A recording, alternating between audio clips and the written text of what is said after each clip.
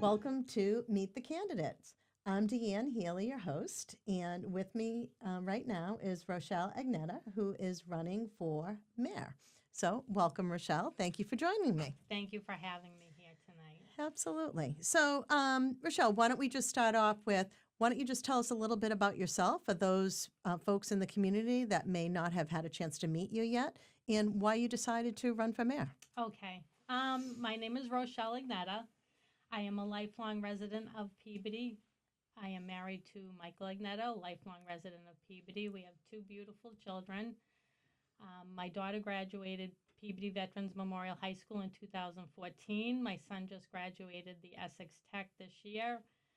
And I am running for mayor because a couple of years ago, well, I'll go back even further than that. Being a business owner in Peabody, I had a few little things happen with my business where I reached out to the city and did not get the kind of, I don't know how to put it, I don't want to say attention, it wasn't attention, but I didn't get what I needed to help my business at that point. And I started looking into other things, other businesses that weren't getting what they needed to survive in Peabody as a small business owner. Mm-hmm. Then I started to really look into Peabody and their finances. And I started to watch more things. And I started to watch council meetings. And I started to watch school committee meetings. And the more You lead an exciting life. I do, I know. I really, and that's the sad thing is I really don't. My business takes up a lot of my time and my family. And that are the two big things in my life. And I love them both. Mm-hmm. Peabody, I feel, is one of those, you pull a thread and you start to unravel more and more. And the more you look, the more you start to find. And when I started to really search our budgets, our fiscal budgets, things became very aware to me. Spending in Peabody, how our money was being spent, where it was going, where the issue isn't even where it's going, but the lack of knowing actually where it's going. Okay. Became a problem to me. Watching our finances dwindle, our free cash dwindle down, then became our taxes are going up. Before the taxes going up, I have to say, was our 30% water increase. That one that year started to make me really realize the lack of planning in Peabody. We're taking on these expenses and we are not making a plan for how we're going to pay it back until the last minute when the payment comes due. And all of a sudden we have a 30% increase because we never had a plan. When I started to look more into the city, that became the issue. We don't have a plan for Peabody. Where's our master plan? Peabody hasn't had a master plan since 2002. So we're supposed to have it every 10 years. So 2012 came and no master plan. 2022 came, no master plan. Well, the master plan is a business plan for a city where we're going and how we create the money to keep a self-sustained city. We lack that in Peabody. So first the 30% increase, and I started to look at that. Then became the taxes. Now we're going to go up in taxes. Okay, well, why are we going up in taxes? Because of our spending, our overspending. Then it became a twofold for me because I am a business owner. So, the headlines read, the businesses are going to take the tax burden this year. That's, for a business owner, first of all, that's great. As a resident, you're going to save me a little bit on taxes because you're going to put the burden on the businesses. The problem is businesses are not all large corporations. They're small mom and pop operations. And when you put the tax burden on them, they start to shut their doors. The thing with businesses, small businesses in Peabody, is that they are the heart of your city. And I try to tell people, when you go to a corporation and you ask them for a gift certificate for your Little League, you don't get that. You get pushed to call the corporate offices. You can walk into any small mom and pop business, ask them for a gift certificate, you got it. Ask them to donate to your Little League team, you have it. Mm-hmm. That's what small businesses bring. Right. So going back to the beginning of when I was not being helped as a small business for something I needed in Peabody, it started to unravel a whole other opening for me. So are you in favor of not having a split tax rate? Um, I actually am in favor of it. Mm-hmm. I mean, most businesses can hold a higher level. Mm-hmm. And if you look at cities across the board, all cities have higher tax rates on businesses. Mm-hmm. I think the only city that I've ever researched that didn't was Middleton, actually. So the thing is, but when you put the burden on them, Mm-hmm. that's you're putting a heavy. We can all have small increases. A burden becomes larger than a small increase, and not only that, you put the burden on it when we were just coming out of COVID. Mm-hmm. So many of us were already hurting so badly, Mm-hmm. and then to pay the expenses that needed to be paid, you put the burden on the businesses, and that's where I think we go wrong in Peabody. We look to taxes for everything. Mm-hmm. We want to spend, we want to buy property, you want to build buildings, you want to maintain buildings, and of course, taxes is what you go for. The problem with Peabody, and going back to not having that master plan, Mm-hmm. is that we're not thinking of ways to build revenue. What To would be some of those ways that maybe just thinking outside the box? thinking outside the box. Mhm. And I mean, one of them was when we were losing Rousseau a few years Mhm. ago. And you know, I think bringing a commuter rail into Peabody is huge. And again, when you look at cities, all cities, Somerville, Haverhill, Medford, Woburn, and these cities are starting to thrive. They're starting to do really well, these cities that weren't doing good for a long time. Mm-hmm. And one of the things they have in common is the commuter rail, because young people want that commuter rail availability to get in and out of Boston Right. easily. I think an art center, a performing arts center, is a great thing for a business in Peabody. Mm-hmm. And I'll tell you, even on the research on that, one is we have the space for it up at the industrial park. So you have that space to build a performing arts center. And a lot of other cities that have them, I mean, Lynn has it, Beverly has a performing arts center, Medford has a performing arts center, Rockport has a performing arts center. It brings a lot of people and revenue to a city. And a lot of times it doesn't cost the city anything to do it. Mm-hmm. So Beverly has a nonprofit. Their Cabot Theater is done as a nonprofit. But it brings $9 million to the surrounding businesses. Mm-hmm. Medford is one where they took their old auditorium, their high school auditorium, turned that into a performing arts center. Medford pays for that theater, but they hire an outside private contractor who does all of the work. Mm-hmm. And what they do is they split it. So Medford takes their money and reinvests it into their building. So they don't really make a lot of money on the performance center itself. What they do is they bring $3 to $5 million in revenue to the surrounding businesses Mm-hmm. by bringing in that. They also make money on parking and food and that stuff. I Sure. think that's a huge thing that we should look at. The other thing I have said, and Peabody is huge as a historical center. I mean, I never realized how much history Peabody had until I started really, really looking into it. Mhm. I would love to see a museum built that showcases our agriculture, that showcases our history, that showcases the industrial part of it. I never knew that our first topsoil fair was here in Peabody. Like, that was new to me. Mm-hmm. The pottery that they found digging up, not this time digging up Central Street, but I had read an article about the pottery that they had Right. found. And when you go to the library and you really start looking at Peabody is amazing, the history. And growing up here my entire life, Mm-hmm. I never realized it. But I would love to see a museum that brings people in. And then you're talking busing kids in from other communities Sure.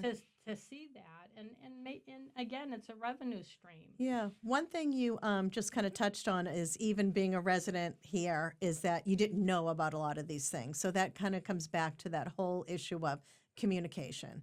And so, how do we open up communication so that residents feel informed, that they feel connected to the community, that they know what's happening, whether it's inside City Hall or within the community? That's a good question. And it really is, because as you're running for any office in Peabody, I get that a lot. Mm-hmm. You have a senior population that really is not on Facebook, and they don't know a lot of what's going on except through a newspaper, which is very minimal news. I talked to somebody just a couple weeks ago, didn't even know somebody was running against the mayor. And that becomes the question, is how do you get that information out there? You can have it on Facebook, it's not reaching everyone. Right. You can have it on newspapers, it's not reaching everyone. And our city website, to me, is a fail. There's just not enough information on the website. And then even when you try to get back on the website for information, it's already gone. So I can, I try to watch as many council meetings as you can, but, who has time for all of them? And sometimes I'll miss a council meeting and I'll go back just to get the minutes of what was done, and it's already gone, like within a day or two. I can't get minutes. So I think there has to be a better way of running our website. And I'm going to admit, I don't have the app to the city, but I don't know how many people do or like to use apps. And again, the senior population is not going to use those. Right. So getting communication out there is key, but it's very hard. I talk to my mother all the time about what's going on in the city, and we will discuss, and that's what she says. Rochelle, if it's not in the newspaper that I open up and read, I don't know anything except what you're telling me. And the only reason I know what I know is because I do a lot of research. Right. So, So if you look for it, the information. If you look for it, and you have to dig. Yeah. I mean, and I do dig. I mean, that's part of the, to find out what's going on in the city and why you want to become mayor is really, you have to dig to see what's going on in the city and what you want to change. Right. I know a lot of residents complain about the condition of our streets and our sidewalks. What are your thoughts on that, and how would you address that for them? Because it's a big bone of contention. It's a huge, and there's where Peabody fails again, to me. And the reason I say fail is because I do research other cities. So, and I'm going to take Woburn, because I like to compare Woburn and Peabody, the same size, say almost the same population, both gateway cities. But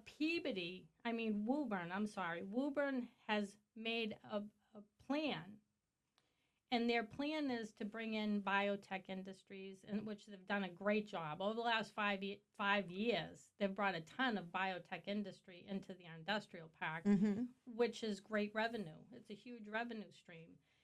And they reinvest that money, guess what, into their streets and their sidewalks. They just took $4 million out of their free cash just to do the sidewalks in Woburn. Woburn has $43 million in free cash, though. So they have a lot of money to play with because they've built that. Right now, Peabody's on $4 million of free cash. We don't even have enough in there if there's an emergency this winter. We don't have enough. Right. And even if you took the $4 million out and said, we're going to redo our sidewalks, we're left with zero free cash. We don't have it. The problem with Peabody is there's no plan for revenue. That has to be a priority in Peabody. If you want to, everything is money, right? Education, you want better teachers, and I don't mean better teachers, that was wrong. More teachers, better programs, money. You want better streets, money. You want better sidewalks, it's money. And there's only two ways to get it: taxes or building a revenue stream. You have to build a revenue stream. There has to be a plan for Peabody, and we have to stop spending. It's great to buy up property, but it's unsustainable. You can't just keep spending money without having a plan in place to repay that money. Mm-hmm. And that's where Peabody is. We're on a cusp of a bad financial problem right now. We have Mm-hmm. no free cash. We have negative 22 million in revenue growth.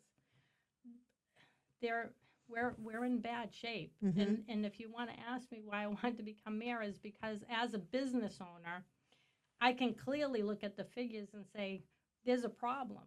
And like I said, I look at Beverly, I look at Salem, I look at Woburn. I love to look at Somerville's plan because what Somerville has done during the last 20 years has been incredible. Mm-hmm.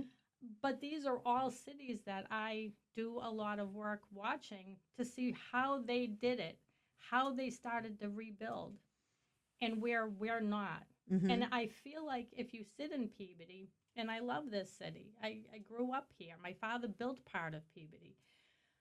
But as I sit here, I feel like the surrounding cities are all building around us, and we're stagnant. Hmm. And we have a beautiful, you have Route 1, 114, 95, 128. We're surrounded by highways, and we're in a close proximity to Boston. Every business wants that.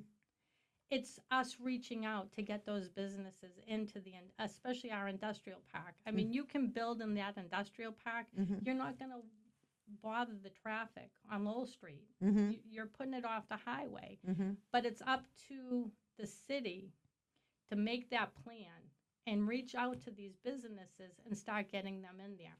But on that, we're talking about streets. Now, I'm a big business, say, biotech business, and I'm going to choose Woburn over Peabody. Why? Because you can go to a Woburn Industrial Park and it's beautiful and maintained, and you go to Peabody's Industrial Park and you have to avoid potholes. Mm-hmm. We don't put the effort, we don't invest in our city. Why is other businesses going to invest in us if we can't do it for ourselves? And that becomes an issue. Okay. Well, we are out of time. Get the so hell- look at that. Wow. And I had a lot to cover. Wow, okay. So I will end with, is there something that we didn't get to touch upon that you really want to get across to the residents, I you know, do. about why you would be different as mayor and why there might be a need for a change? There is one other problem that I have with the city, and we're talking about investing, but it's maintenance in the city. And I have a problem with, again, we spent a lot of money to redo all of the sidewalks, the streets, and on Main Street downtown. Mm-hmm. We put in these brick walkways, which are beautiful, and it was to create the historical feel of the downtown. Mm-hmm. These bricks are coming up, and instead of replacing the bricks and keeping what we had said, we want a historical look into the downtown, we throw asphalt on top of them. That bothers me. Where you put the money into the city, but we don't put the money into maintaining the city. The same with the George Peabody Museum. Mm-hmm. I drove by, the fence is all warped. The fence is half painted, half not painted. It's our museum. And George Peabody should be honored more than we actually honor him. Mm-hmm. But what really bothered me was a couple months ago that we're going to make a pocket park down at Brody's, Mm-hmm. and we're going to take $90,000 out of our CPA to build a George Peabody statue before we paint the fence at the museum and make the museum look nice, which brings people in. So those are that bothers me, that we just don't maintain what we have. We spend it, we don't maintain it. And what I would like to bring differently to Peabody is a plan, a real plan to make a self-sustaining city that will create the kind of money that we can put into getting more teachers, getting more police, getting more firefighters, make our city safe, make our city beautiful and strong, and maintain it. But that's the difference, is I'm going to bring in an honest, transparent administration, and I want people to actually see where every penny is going. that has to be part of it. People have to understand where their tax dollars. We can yell that our taxes are going up, but do you know where it's going to? Mm-hmm. And that is what I will bring to the table. Great. Well, I appreciate you sitting down with me tonight, and I wish you luck next month. Thank you very much, Mm-hmm. and thank you so much for having me. Mm-hmm. Pleasure. Excellent.